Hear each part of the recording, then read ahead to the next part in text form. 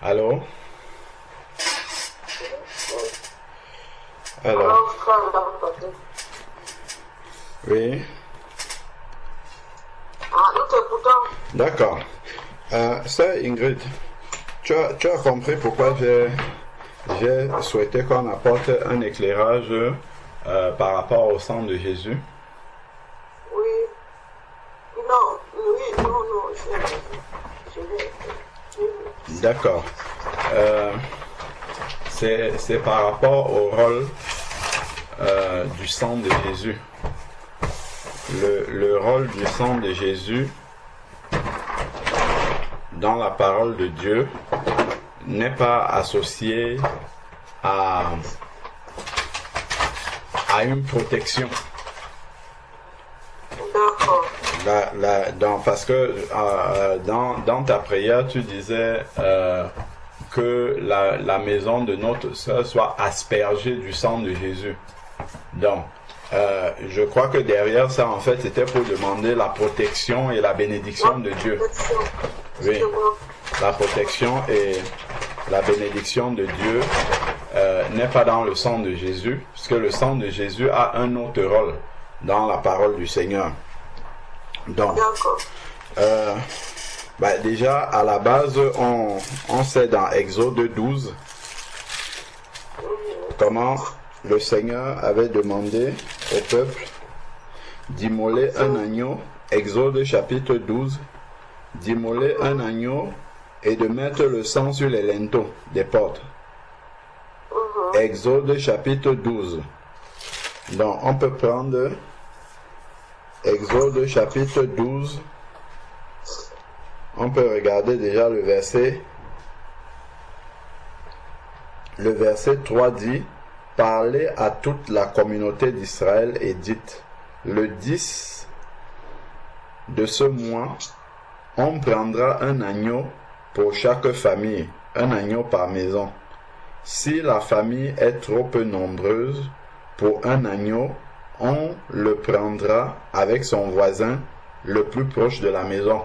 Donc ça, c'est la préfiguration en fait du repas du Seigneur. Parce que quand on partage le repas du Seigneur, on dit ceci est son corps. On parle de l'agneau de Dieu, l'agneau pascal, l'agneau de Dieu qui est Jésus-Christ.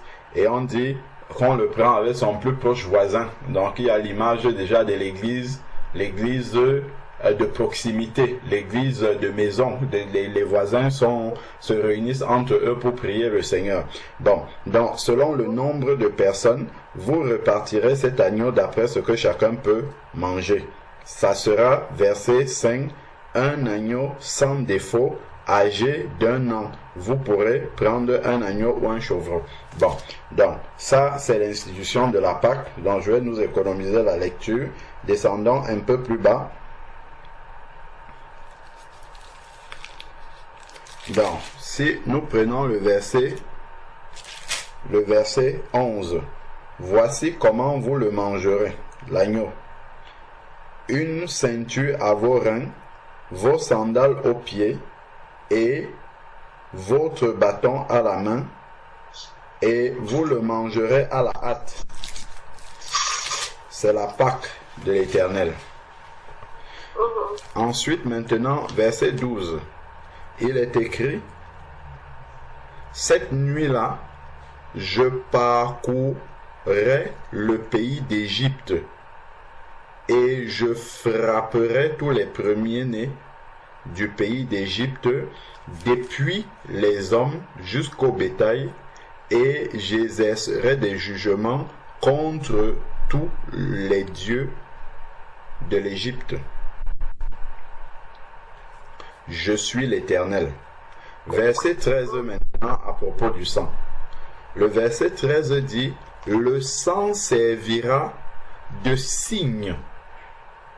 Tu vois, le sang servira de signe sur les maisons où vous serez. Vous qui? Vous les Israélites. Le sang servira de signe sur les maisons où vous serez. Tu vois, regarde ce qui est écrit. Je. Le je là, c'est mis pour qui? j'ai essayé pour... Tu regardes juste le verset d'avant, c'est écrit.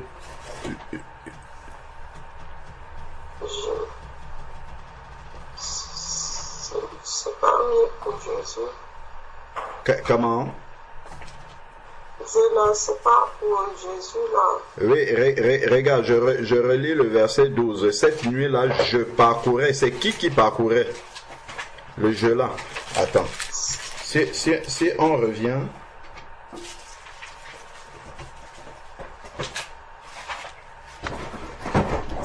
Alors...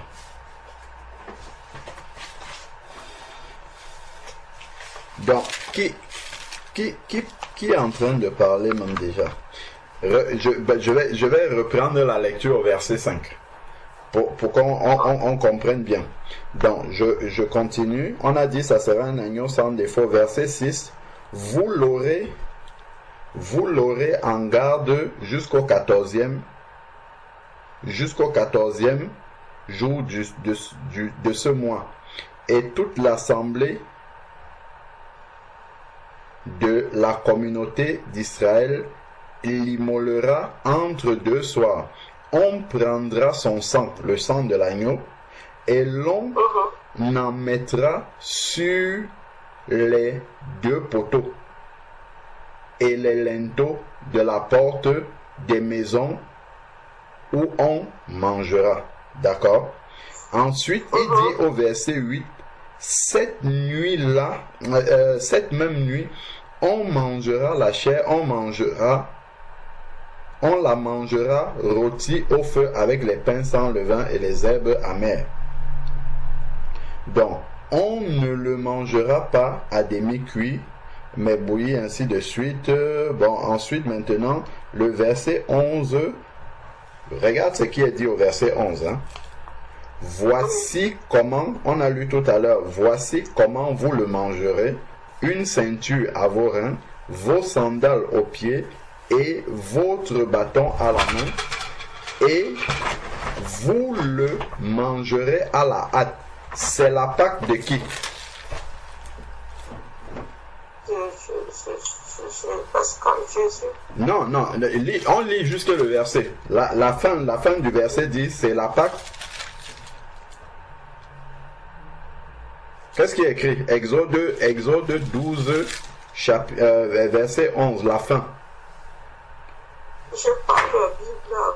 Ah, tu n'as pas la Bible, excuse-moi, je pensais que tu avais la Bible. D'accord, ok. Bon, c'est pas grave. Bon, c'est bon alors. Je vais lire pour toi. Donc, c'est écrit, c'est la Pâque de l'Éternel. Et ensuite, au verset 12, il dit, cette nuit-là, je parcourais. Donc, littéralement, c'est la Pâque de l'Éternel. Et quand il dit cette nuit-là, je parcourais, c'est l'Éternel qui va parcourir. Oui, c'est Dieu. Voilà. Donc, je parcourais, ça c'est l'Éternel qui va le faire. Le pays d'Égypte, je frapperai. Ça c'est l'Éternel qui va frapper tous les premiers-nés du pays d'Égypte, depuis les hommes jusqu'au bétail. J'exercerai des jugements. C'est Dieu qui exerce des jugements. D'accord? Voilà.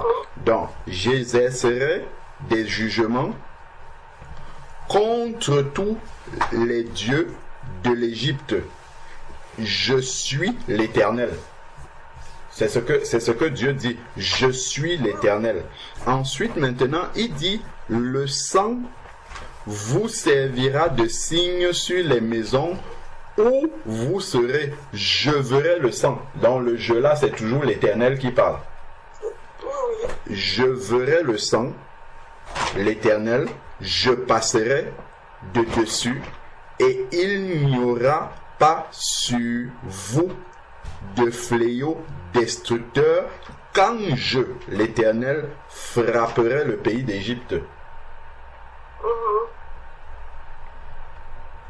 Donc, ce jour, bon, après maintenant, il explique comment ça va se passer. Donc, en fait, ici, on comprend que le sang qui est mis sur les linteaux des portes et sur les 2 poteaux, quand l'Éternel est en train de passer, il voit ce sang-là, il ne frappe pas de ses jugements, il saute. S'il voit le sang, il saute. il passe à la maison suivante et il examine. Donc en fait, ça c'était la préfiguration du sang de Jésus qui devait venir plus tard. Donc en fait, quand l'Éternel applique ses jugements, quand il va appliquer ses jugements, s'il voit que quelqu'un a été lavé par le sang de Jésus, cette personne-là ne vient plus en jugement devant l'Éternel. C'est pour ça qu'on dit que ceux qui sont nés de nouveau ne viennent pas en jugement devant le Seigneur. Mais par contre, si quelqu'un n'a pas ses péchés lavés par le sang de Jésus, cette personne-là sera frappée par le jugement de Dieu. Tu vois? Donc, le sang de Jésus n'est pas une protection contre le diable. Ce n'est pas une protection contre le diable. En fait, c'est comment dire, c'est ce qui empêche que le jugement de Dieu tombe sur nous, parce que le sang de Christ nous purifie de tout péché. En fait, c'est ça. Donc le rôle du sang de Christ est là pour purifier des péchés. Prenons 1 Jean chapitre 1. 1 Jean à côté d'Apocalypse. 1 Jean chapitre 1. 1 Jean chapitre 1 verset 7. 1 Jean 1 verset 7 nous dit, alors 1 Jean 1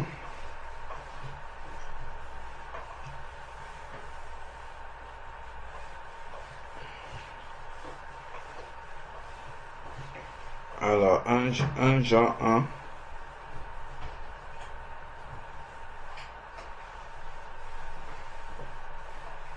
voilà, dans 1 Jean 1 verset 7 dit, mais si nous, les enfants de Dieu, si nous marchons dans la lumière, mais si nous marchons dans la lumière, comme lui-même Jésus est lui-même dans la lumière, nous sommes en communion les uns avec les autres, et le sang de Jésus, son Fils, nous purifie de tout péché. Donc, le rôle du sang de Jésus est de nous purifier de tous les péchés. Amen. Amen. Le sang de Jésus n'est pas une potion miraculeuse pour nous protéger du diable, non. Le sang de Jésus est là pour nous purifier des péchés. Et lorsque nous sommes purifiés de nos péchés, le jugement de Dieu ne tombe plus sur nous et le diable de l'autre côté ne peut plus nous accuser parce qu'il n'y a plus de péché en nous. Le diable ne peut nous accuser que lorsqu'il y a des péchés dans notre vie. Mais comme le sang de Christ a purifié, lavé nos péchés, alors à ce moment-là, le diable ne peut plus nous accuser. Voilà pourquoi dans Apocalypse, on va dire, parlant des martyrs, on va dire, ils l'ont vaincu par le sang de l'agneau et la parole de leur témoignage. Comment est-ce que les enfants de Dieu ont vaincu le diable par le sang de Jésus? Ce n'est pas en déclarant le sang de Jésus sur des objets, sur leur propre vie, ainsi de suite. Et le diable a peur du sang de Jésus. Ce n'est pas comme ça que ça se passe. Quand on dit que ils l'ont vaincu le diable par le sang de Jésus, par le sang de l'agneau et la parole de leur témoignage, c'est-à-dire que en fait, étant donné que Christ, Dieu a pardonné nos péchés parce qu'ils ont été purifiés par le sang de Jésus, le diable ne peut plus nous accuser. C'est comme ça qu'on l'a vaincu par le sang de Christ, parce qu'on a été purifié par le sang de Jésus. Donc il n'y a plus de péché dans notre vie en sorte que le diable peut nous accuser. C'est de cette manière-là, en fait, qu'on l'a vaincu par le sang de Christ. Ce n'est pas que on va dire Satan, je t'envoie le sang de Jésus, ou comme si c'était une potion miraculeuse comme ça, non. Donc le sang de Christ a une fonction principale, c'est celle de laver des péchés, laver des péchés, c'est ça. Donc nous le voyons encore ici là dans Éphésiens chapitre 1. Ah d'ailleurs, le verset que j'ai cité, Apocalypse chapitre 12 d'abord. Apocalypse chapitre 12. Ce que je viens de dire, on le voit dans Apocalypse chapitre 12. Si nous prenons à partir du verset 10. Apocalypse chapitre 12, à partir du verset 10, il est écrit: Alors j'entendis dans le ciel une voix forte qui disait: Maintenant est arrivé le salut, ainsi que la puissance et le règne de notre Dieu et l'autorité de son Christ, de son oint. Car il a été précipité, qui? L'accusateur de nos frères, celui qui les accusait devant Dieu jour et nuit. L'accusateur a été précipité, c'est lui qui accusait nos frères, c'est-à-dire les enfants de Dieu, jour et nuit. Nos frères, ils l'ont vaincu à cause du sang de l'agneau. Parce que grâce au sang de l'agneau, l'accusateur ne peut plus les accuser devant Dieu. Parce qu'il n'y a plus de péché sur eux. C'est pour ça. L'accusateur ne peut plus jouer son rôle d'accusateur. Parce qu'il n'y a plus de motif d'accusation. Gardons un doigt dessus. On va venir finir la lecture du verset là. Allons dans Colossiens. Colossiens chapitre 2. Colossiens chapitre 2. Colossiens chapitre 2. À partir du verset 13. Il est écrit: Vous qui étiez morts par vos offenses et par l'incirconcision de votre chair, il vous a rendu la vie avec lui en vous faisant grâce de vos offenses, donc en vous pardonnant de vos péchés. Parce que le sang de Christ a lavé ces péchés-là. Et ensuite, maintenant, au verset 14, il est dit, Colossiens 2, verset 14, il a effacé l'acte. Donc, en pardonnant les péchés, il a effacé. Nos péchés ont été effacés. C'est par le sang de Christ. C'est ça ici. Amen. Donc, il a effacé l'acte rédigé contre vous dont les dispositions vous étaient contraires. Parce que quand cet acte-là existait, l'accusateur était constamment devant Dieu pour nous accuser. Maintenant, il n'a plus de motif d'accusation. C'est un peu comme si quelqu'un va au tribunal pour vous accuser. On dit donc, bon, quels sont les motifs d'accusation? Il regarde dans le dossier, il n'y a plus rien. Et il n'y a plus de sujet d'accusation. Donc, l'accusé va être relaxé parce qu'il n'y a plus de motif de condamnation. Il n'y a plus de motif d'accusation. C'est ça que Christ a fait. Donc voilà pourquoi on ne vient plus en jugement devant le Seigneur. C'est grâce au sang de Jésus. Parce que le sang de Jésus a lavé les péchés, a purifié. Donc ici, dans les dispositions vous étiez contraires, il l'a supprimé en la clouant à la croix. Et on sait que le sang de Christ, c'est à la croix que son sang a coulé. Et donc, quand son sang coulait comme ça, en même temps, nos péchés étaient crucifiés à la croix. Nos péchés étaient lavés, nos péchés étaient enlevés, en sorte que le diable ne peut plus nous accuser par rapport à nos péchés. Donc, il a dépouillé les principautés et ainsi de suite. Donc, revenons dans Apocalypse, chapitre 12, verset 11. Ils l'ont vaincu à cause du sang de l'agneau, parce que, comme on a dit, je le répète encore une énième fois, l'accusateur ne peut plus nous accuser parce que le sang a purifié, a lavé nos péchés. Et à cause de la parole de leur témoignage, ils n'ont pas aimé leur vie jusqu'à craindre la mort. Donc, voilà, revenons maintenant dans Éphésiens chapitre 1, verset 7. Éphésiens chapitre 1, verset 7. Donc là, on est en train de parler de l'héritage en Jésus-Christ. Dans le verset 3, béni soit le Dieu et Père de notre Seigneur Jésus-Christ qui nous a bénis de toutes les bénédictions spirituelles dans les lieux célestes en Christ. En lui, c'est-à-dire en Christ, Dieu nous a élus avant la fondation du monde pour que nous soyons saints et sans défaut devant lui, dans l'amour.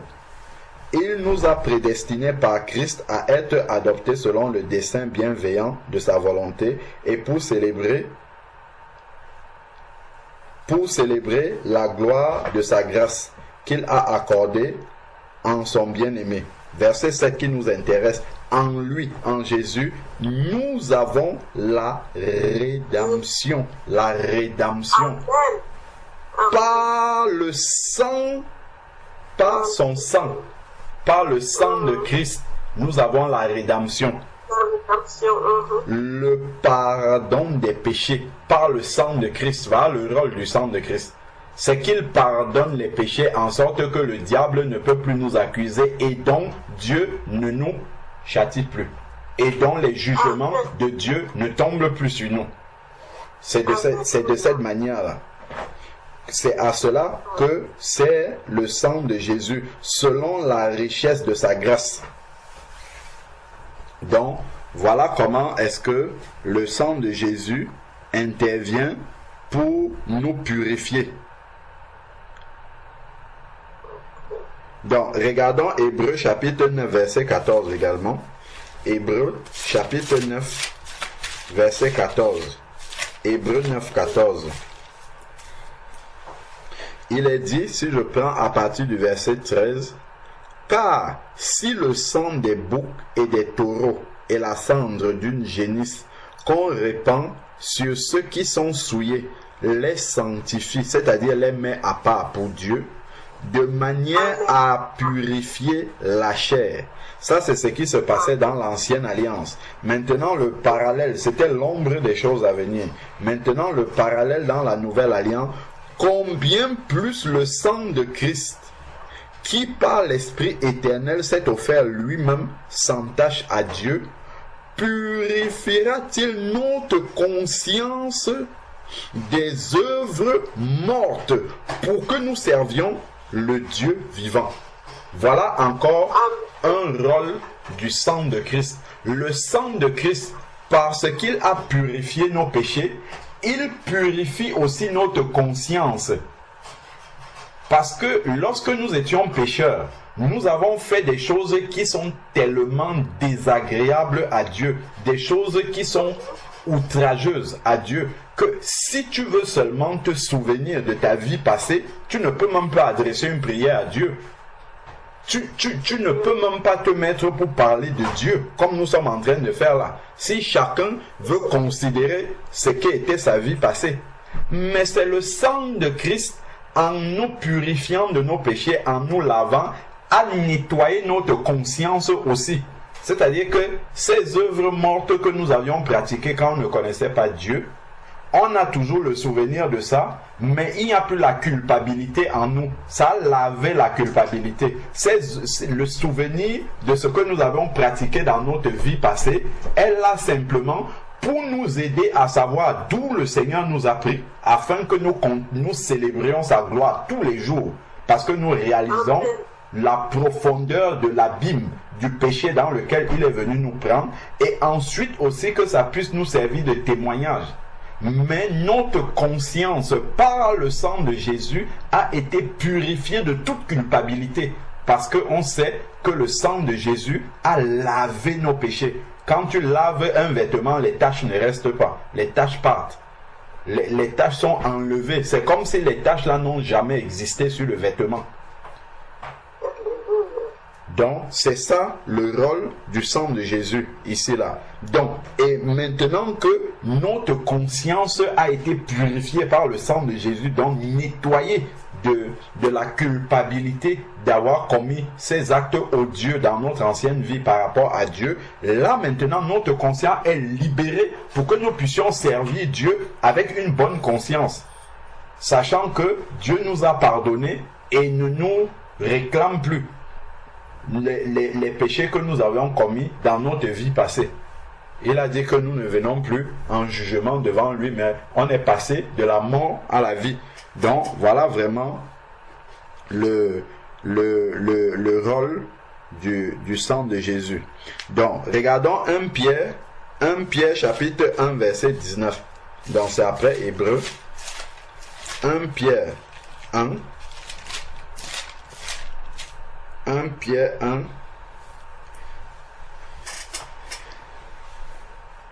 verset 18 déjà dit: vous savez en effet que ce n'est point par des choses périssables, l'or ou l'argent ou l'or, que vous avez été rachetés de la vaine manière de vivre héritée de vos pères, mais par le sang précieux de Christ, comme un agneau sans défaut et sans tache, dont nous avons été rachetés par le sang de Christ. Rachetés, parce que à cause de nos péchés, justement, on n'appartenait pas à Dieu. Et le sang de Christ a effacé les péchés en sorte que nous puissions maintenant appartenir au Seigneur. Donc, c'est important de réaliser que le sang de Christ est là pour effacer nos péchés et donc nous protéger du jugement de Dieu qui va arriver.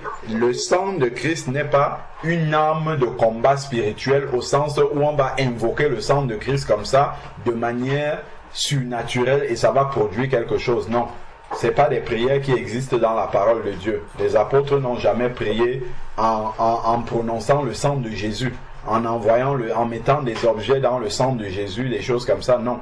Déjà, le sang de Jésus purifie les hommes, les êtres humains, les âmes des personnes.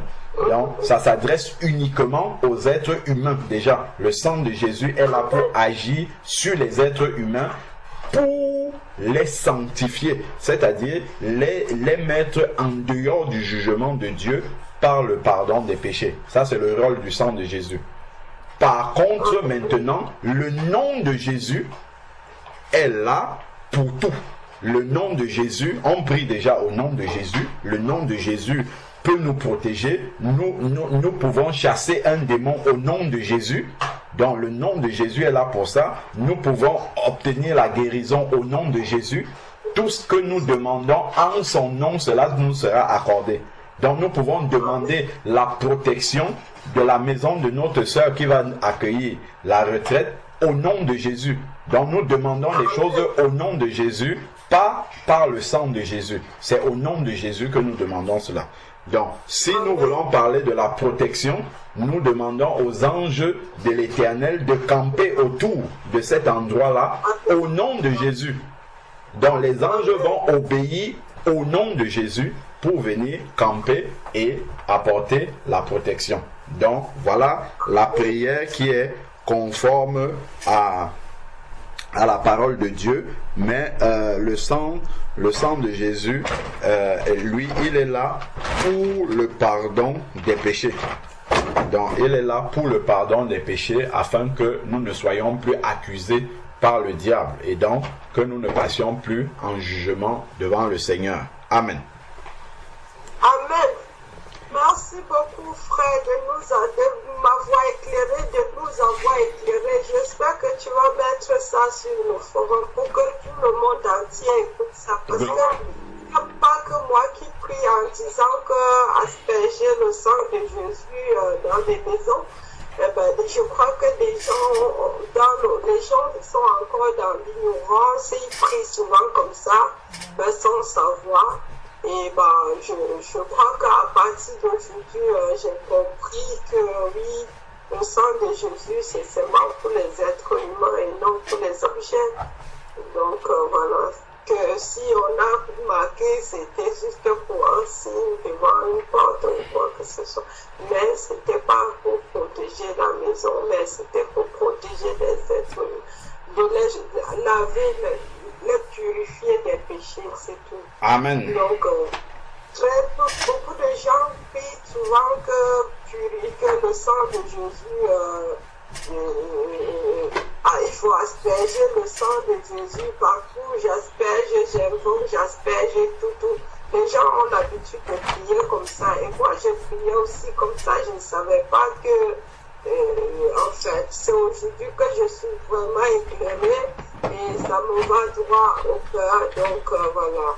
Ça permet que ça ne puisse plus se reproduire, que désormais, je sais à quoi je m'attends en utilisant le sang de Jésus. Je ne dois plus utiliser le sang de Jésus n'importe comment. Parce que vraiment, je rends gloire au Seigneur de m'avoir permis que malgré tout, puisque j'ai pu assister à ces réunions aujourd'hui, ça m'a permis de voir encore un petit plus dans mon cabinet spirituel. Amen, amen, amen. Gloire à Dieu. Que Dieu te bénisse abondamment, ma sœur. Amen. Amen. Merci beaucoup, frère. Que Dieu soit béni. Amen.